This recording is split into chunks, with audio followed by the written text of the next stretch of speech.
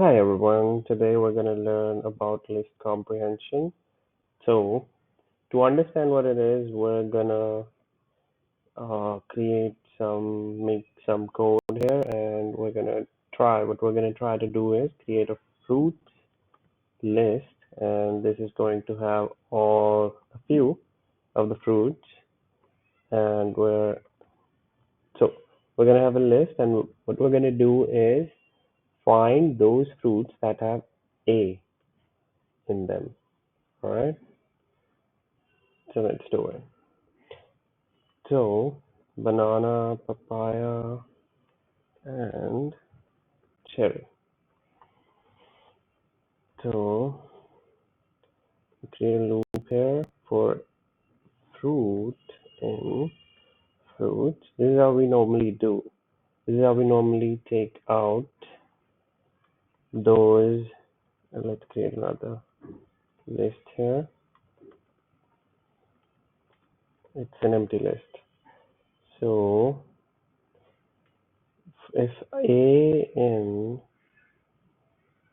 fruit, so we're checking if there exists an A in any of these fruits one by one.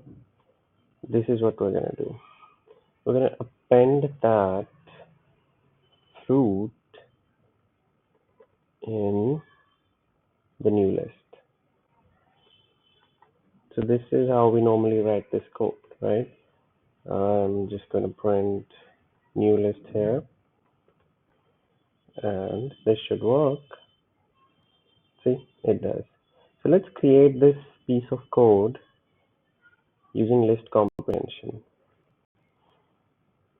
Let's say we take a list called new list. We already have the list fruits here. So we're going to say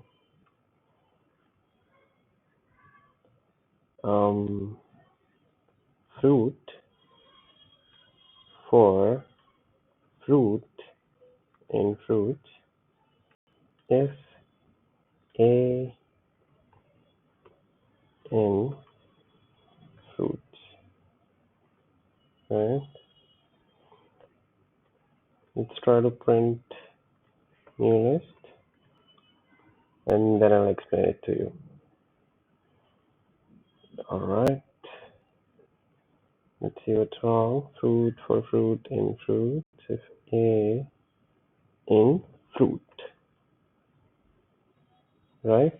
So the same thing that we're doing in these 2, 3, 4 lines, we're able to do that in one single line.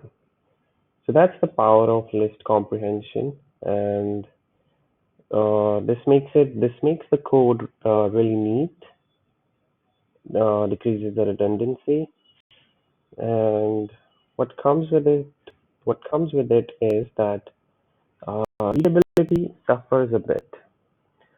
Someone new to programming will be able to understand this better, right, than this line. So that's it for today. I just wanted you to learn how list comprehension works, and if you have any questions, you can reach out to me. Thank you.